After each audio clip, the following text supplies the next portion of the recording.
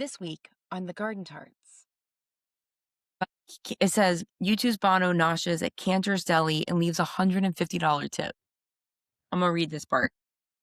It says, Lars Brandl wrote this story for Billboard. Leave it to Bono to make a Los Angeles waitress's night. The U2 frontman went for a late night meal at LA landmark Cantor's Deli on Saturday night, where he was waited on by a 50-year veteran of the restaurant. According to a source, the rocker asked his server to pick out his meal, which she did, bring out a veritable mishmash of classic Jewish deli fare, including corned beef Reuben, French fries, and onion rings. And dessert was on the house.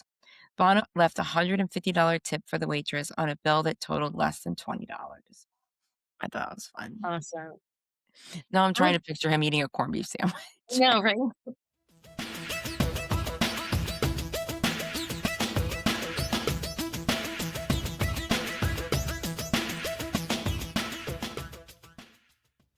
Hey, Hill. Hi, Jenny. How the hell are you? Persisting. Yeah. And drinking. Yeah. So today's Sunday, January 25th. If you're listening, it is on or after Wednesday, January 28th, 2026. This is season 8, episode 4. And you're listening to Kissing Lips and Breaking Hearts with the Garden Tarts. Please take a moment to like, subscribe, leave a review on Apple Podcasts. And you're going to start seeing links to Patreon, Buy Me a Coffee, and even an Apple subscription. So keep an eye out for those as a way to support us. Yeah. Thank you. Please and thank you. Yeah. Yeah. Podcasts cost more money than I think we expected. Well, when you want to use good stuff. Yeah. It does. So we'd love to break even. Yeah. Let's break even. That would be great. Yep. No, we are manifesting a business here. So let's go. I want to say hello to all of our new listeners, but also just take a moment to be in solidarity with our fellow Americans and non-Americans in Minneapolis and all of Minnesota and everywhere else that this administration is just destroying towns. Yeah, I'm there. I don't want to talk about this too much because I'm just beyond depressed, but it's like hunting season. They're hunting people, and it's just terrible. Yeah. I'm going to ask my question to Bono over whiskey and cake now because it's a little more timely, but at what point do you just not come here anymore? That's a real question because No question. I wouldn't. And I mean, even if it's just, to make a point or even for your own crew and personal safety. So I don't know. Yeah. It's awful. So that was, should we talk about the government? Now we should talk about the weather. The weather's bananas. Totally. It's as screwed up as the rest of the country is. I mean, you might as well. Yep. Authoritarian, overtaking the country and, the sky dumping snow on every state possible. Like, hell is actually freezing over, I believe. Yeah, I agree with that. It is. Yeah. So shout out to our listeners who are still understanding the assignment to let us know that they're listening. Please, even if you let us know before, let us know. It's it's like giving us a little hug. I know. We did have someone last episode be like, I'm back. And it was someone who did it the episode before too. So I didn't write down names this time, but we appreciate you. And it builds conversation and community. So that's great. Yeah. So doesn't it seem like January's just lasts forever now? It seems to be the trend. Yeah. It's like the January feels like it lasts 10 months and then all of a sudden we're in November. It's Thanksgiving. Yeah. I don't like it. Yeah. I don't like it. Either. I did not sign off on this. No. Timeline. Okay. So this week, side A is me talking about a U2 laser show I saw. I'm so excited to hear about it. And then you want to tell about side B? Sure, we've got a little intermission, but then we're going to talk about this book. I have it here if you're watching. I Go There With You by Brooke Flagg, the U2 sites of Southern California from significant to sacred. So a little plug for another U2 fan making content. Yep. Yeah. I want to hear about the U2 laser show. Okay, so I went last Monday on MLK Day. I went to our local, like, it's a science museum, Virginia Living Museum. It's been there in different incarnations, for most of my life at least. But it's really now it's fancy. But so I hadn't been to the planetarium there since the last U2 laser show I saw, which was in the early 90s. Like, I, Yep. for some reason, remember my brother wearing a Bush shirt, like a Bush, like the band. I was going to say Bush from England or Bush from Texas. I see how you could go wrong there because I have. That conversation's been had before. Yes. Yeah. Anyway, for some reason, I remember that. And I had also seen a U2 laser show in I was with our friend Irma in Los Angeles, and we went to the Griffith Park Observatory. Okay, that's Okay. what That sounds right. we saw a U2 laser show there. This one was in honor of MLK Day. Like, this Well, was that's yeah, cool. it was really, like, crafted for that. So, I was with our friend Kelly, and we were, like, talking about songs that they might play. I like playing this game. Mhm. They played most of what we talked about, but not everything. Anyway, the set list was Streets, I Will Follow, Beautiful Day, Pride, Mysterious Ways, Zoo Station, and New Year's Day. And it was really cool. Like, for Pride, they had this little speech from MLK, and Cool. it was really cool, and I was just glad that I had the opportunity. It also so this is kind of a, fancy, newer-ish, museum, but when you go to the I didn't know this, when you go to the planetarium, you have to walk, like, all this way out in the parking lot, and I realized it's the old building from when I was a kid. Oh my gosh. Still there, you just don't see it, but that's the It's like the planetarium. original. Yeah, and I was like, "Oh my god, I can't even believe that this is still here." It's like I walked in there and I was like, "I've, like, been here before," like, not in a long time, but I've been there before, and it That's was kinda hilarious. awesome. Yeah. I didn't know that laser shows were still a thing. I did not know that either. And, I guess I was definitely in high school, but maybe a junior, maybe. Some friends of mine who were not U2 fans, who I guess I didn't realize they've been paying attention to me. It's weird when you notice we never talked about it, but they noticed one of the girls, her dad owned, like, a Kinko's type place, but Same. Xeroxing place. A Christmas gift, she offered to produce my fanzine for free. Oh my Produce, god, Xerox my fanzine for that's free. amazing. Yeah, and then as a group, they all took me to the U2 laser show. That's so sweet. I was like, "Oh my gosh, that is the Yeah. most thoughtful thing." I had no idea. So, it sounds like the set list was similar from the Yeah, earlies, minus Beautiful Day. right, I know, I said the same thing, the only song that couldn't have been played the last time I went was Beautiful Day. It's Everything hilarious. else was nothing new. I know, I guess the one that surprised me was Zoo Station. Like, I didn't see that coming at all, Yeah. and that was really I did cool. not register that you said that name. Yeah. I need to look around here and see if our planetarium does. We've got a planetarium and a big observatory, and I wonder if they do that kind of stuff too. That'd be fun. Yeah, it would be. So I used to be, like, a really big South Park watcher, and if you're fluent in South Park, there was this teacher who, and I don't remember the reason, but he couldn't say planetarium, he would just say planetarium, arium, and, like, I can't say or hear planetarium without hearing planetarium. I consider myself pretty South Park literate, but I don't remember that, so that's hilarious. Yeah, I don't remember when it was, but I remember that episode. It was like a teacher's, I don't know, but yeah, Well, he couldn't yeah, say it. My favorite South Park quote was, "That was a bird." Yeah. If you don't know that episode, it just something stuck with you. It was like military helicopters, and the local sheriff was, like, trying to distract people. That Yeah. was a bird. Anyway, I love that show. I what mean, sits with you sits with you. yeah.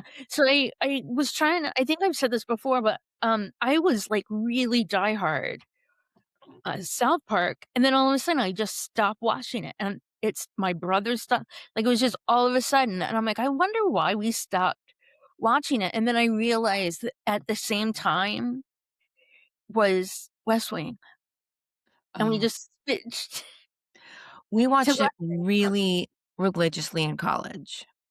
Yeah, Really religiously, and, like, we would get people would have DVDs and we'd watch stuff, and then I don't know if we just graduated and the people I watched it with weren't around, like, I don't know, but yeah. yeah, at some point I stopped watching it too, and then I was like, "Wait, that's still on?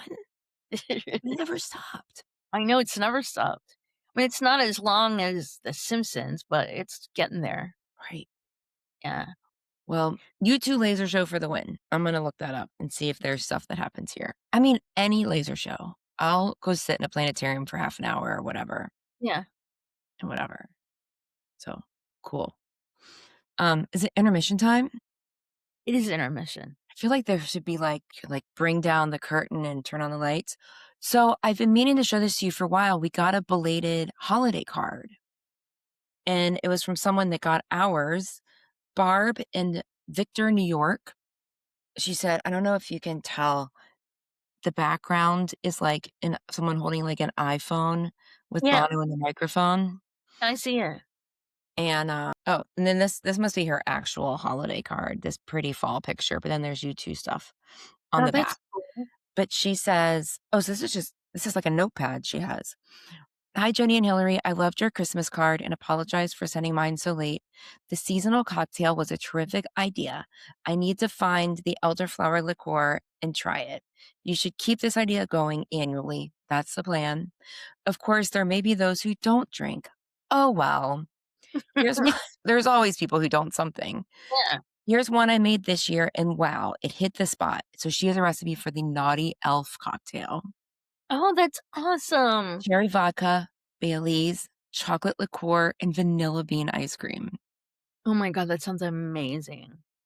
And then how to make it. P.S. I included my watercolor U2 note cards for both of you, so I need to send one to you.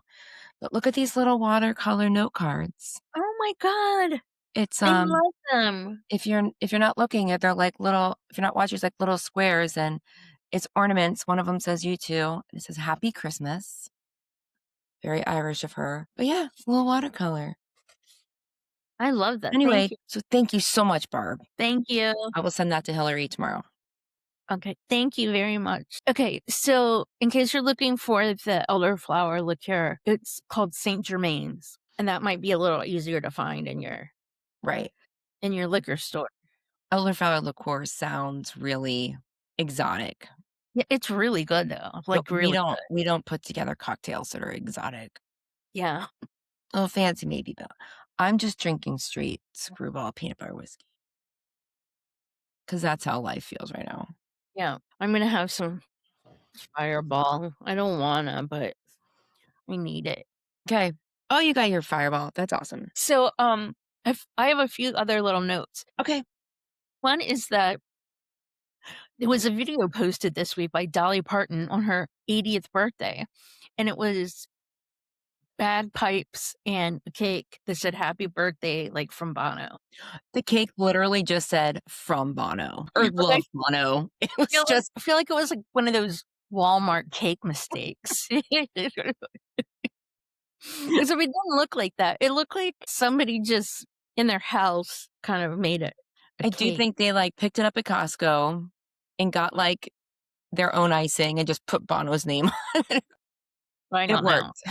It did work, it was very sweet, and she looked fabulous. And that I was just like, "How can that woman be 80?" I mean, fabulous, yeah. So, the other thing I was gonna, discuss is that my nephew, Charlie, watches us, and he pointed out Really? Hi, Charlie. He pointed out this week that it was our 200th video post on YouTube, which I never would have known that if it wasn't for Charlie. You know what? It's funny. I had seen it, but just because I look at our YouTube Yeah. stats, I watch them grow, just fun. And it says how many, and it didn't register that it was like a milestone. So, Yeah. yay. Without I would never have known he was the one that Yeah.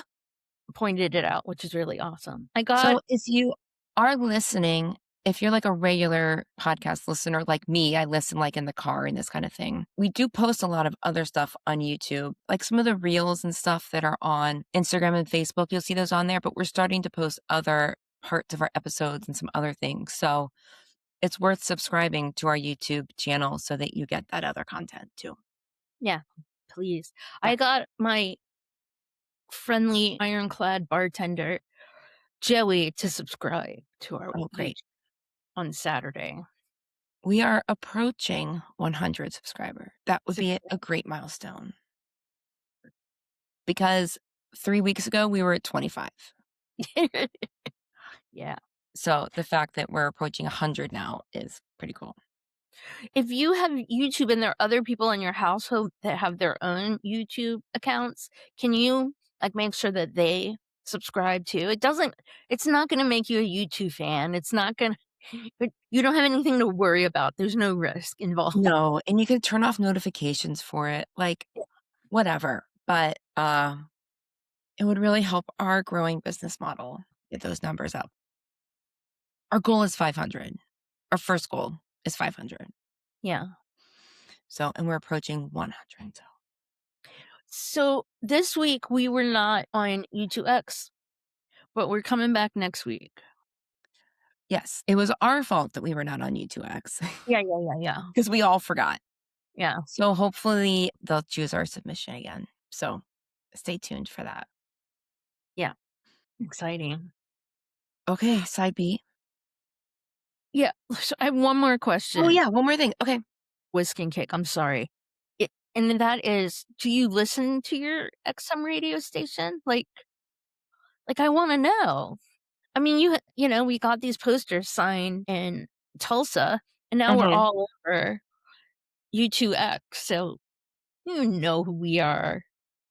So I'm curious how much they hear because when the U2 Story Show was active that Tusula was running, I submitted and was on that with her. And she let me know that there was like an approval process for each of the show. Like once she does it, she does a version of the editing, then it goes to U2X and they do a version of editing.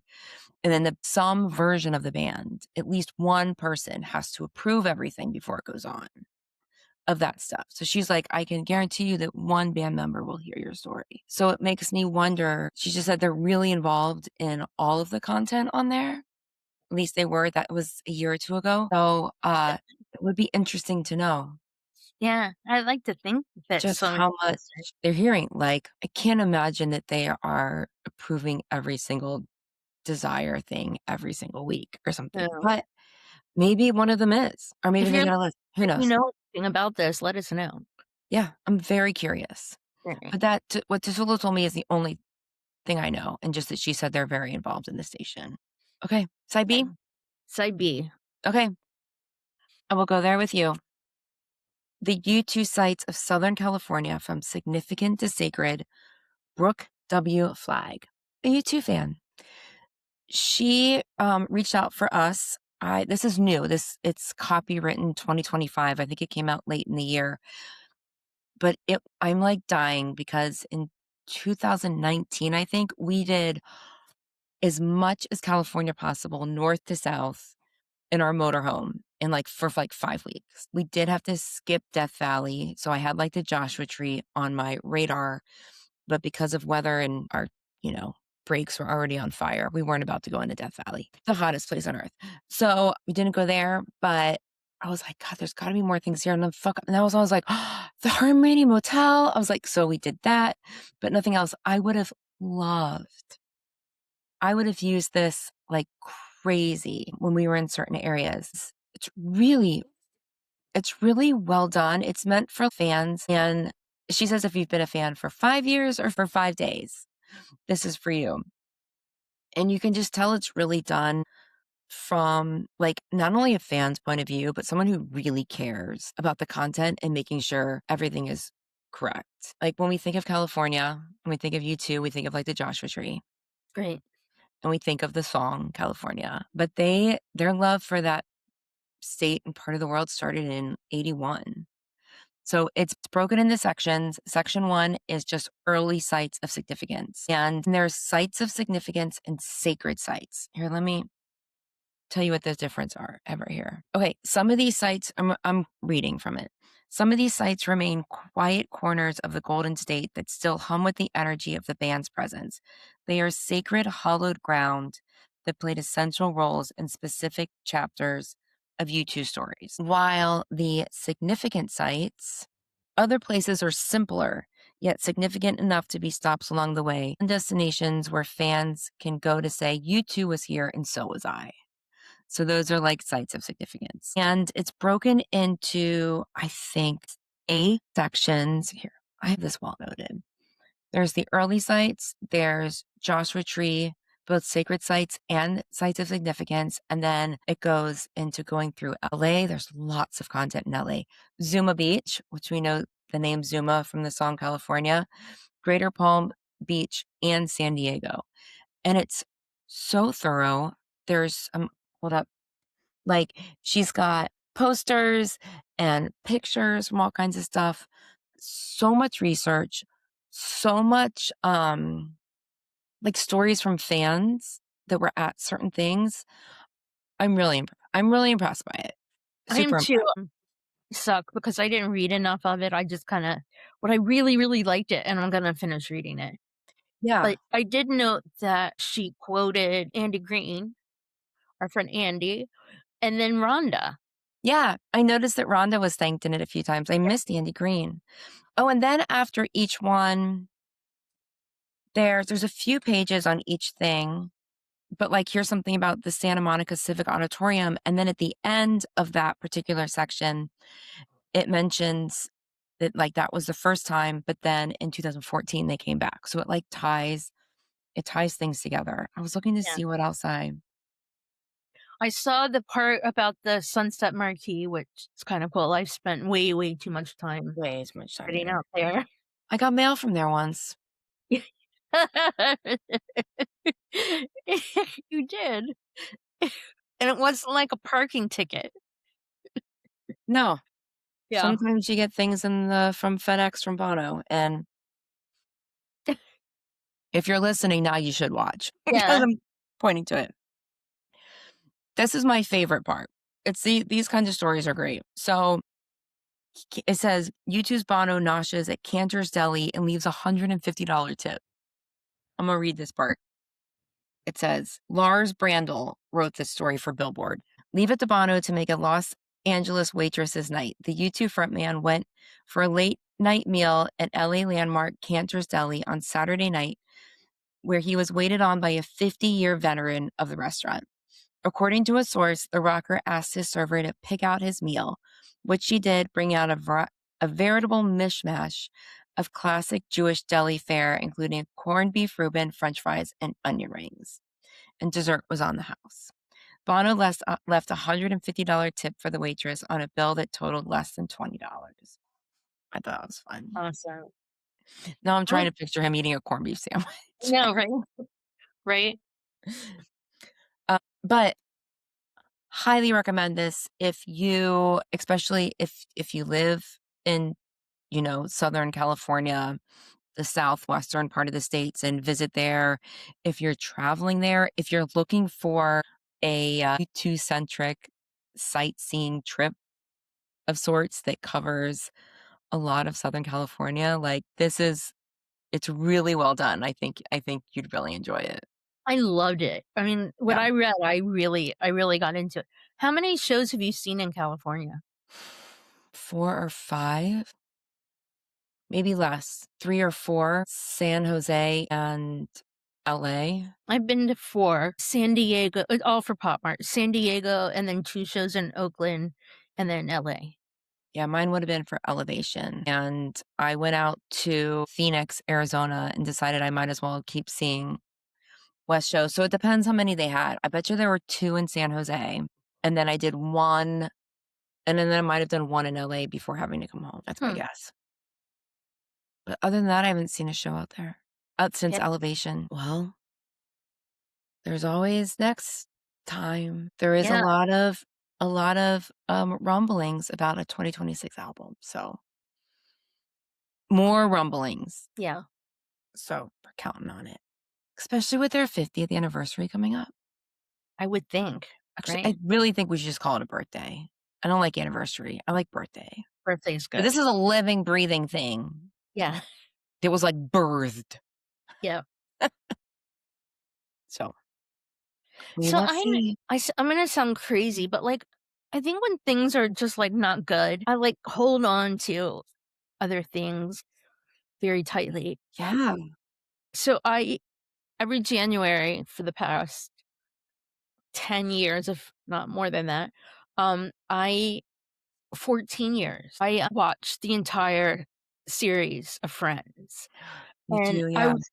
I was watching last night, and, it was, I don't know, some chaos and nonsense between Ross and Rachel, and Okay. Ross called into a radio show and said, you know, "Can you play With or Without You?" And they played With or Without You, and I got like, "Oh my god," like, that's Aw, got really emotional, like, I would really love to, you know, say hi to Bono right now, that'd be like, nice. yeah, and I really had that a very strong emotion about that. I'm curious, question for Bon over Whiskey and Cake. I mean, whatever album they're working on, if America is in it, it already includes a level of the insanity that we are experiencing now. But I'm curious if lyrics will be changed at all since last in a year from the last year. So, It's interesting how, like, priorities change about stuff, like look, I know insurance is so super like, people cannot afford to pay what's going on with their nonsense insurance, but that takes a back burner to being hunted in the streets of Minneapolis. right. And it is hard to remember a friend of mine posted something from the company Patagonia. If you I don't know if they've got to be international, but it's like outdoor gear if you are unfamiliar with the brand. But about, you know, basically, we know the people of Minneapolis are being hunted, but can we not forget the bills that are in Congress right now that are taking away the protections from the lands? And it's like, it's so much stuff. And, like, people can't afford that, so I what's gonna know, happen? I mean, I also, you know, I'm not saying his name because I'm not, right? um, but he keeps talking about suspending midterm elections or saying they're not gonna have elections if there's a war, and he's gonna start a war. So, like, Yeah. what if that actually happens? And I don't think it will, I really don't, but, like, I asked my dad about that, I'm like, "What's gonna happen if he does that?" And he's like, "I don't know." And I'm like, "Oh god," I wanted my dad to give me an answer, not, "I don't know." And here's what really pisses me off, and I learned this last night from Heather Cox Richardson. If you listeners are not following her and you're interested in historical context of what's going on here in America, she is it 16. We need 16 Republicans to impeach, 23 to remove. In a country of 300 million people, we need 23 people to end this. I don't wanna chase away our listeners or anything, but you've no business listening to us if you're voting differently. I kinda hope they've been gone for a while. Yeah, I would think so, but I'm just Yes, saying you that are not welcome here don't if you are still supporting what is going on. If you have realized what is happening and are now actively speaking out against it, I will accept that, but not if you are still all for this. don't. Okay. This is not political differences. This is humanity. This is evil. You know, Yeah, this isn't Republic for no, crap. no. And I mean, ICE is the current version of what the Gestapo was for the Nazis. And that's, I mean, for me to say that, I mean, I tell people all the time, like, don't compare, you know, how dare you compare this to Hitler? Like, there's nobody that bad or whatever. I say it all the time. And I'm not objecting to that. Yeah. Our country does have a history of doing this. No. But not on our watch. Okay. On that note, if you're in America, we need you to call your representatives today. I don't care what time it is, leave a voicemail. Actually, it's easier if you can leave a voicemail. It's less scary. Tell them you disapprove of all that's going on with the ICE. That's all you got to say. You don't have to be fancy or anything. Tell them that they need to speak up, that now's the time, and hang up and call the next one. And then do it again tomorrow and the next day. Yep. It gets easier as you go. Okay, y'all. Deep breaths. Get yourself a treat and let us know you listened. Like a treat like butterscotch pudding, or a treat like a new Coach bag? Or like a new U2 album. Yeah, I mean, you can't just go get that though. A treat that is relevant to your current situation. Okay. I'm gonna go get some ice cream and put sprinkles on top. Yeah, I don't need a new Coach bag. I got a Coach bag for my birthday. I know, it's really nice. Apparently that's all the rage now. Yeah. Apparently that's an in thing. I have It's like the 90s again. What can I say?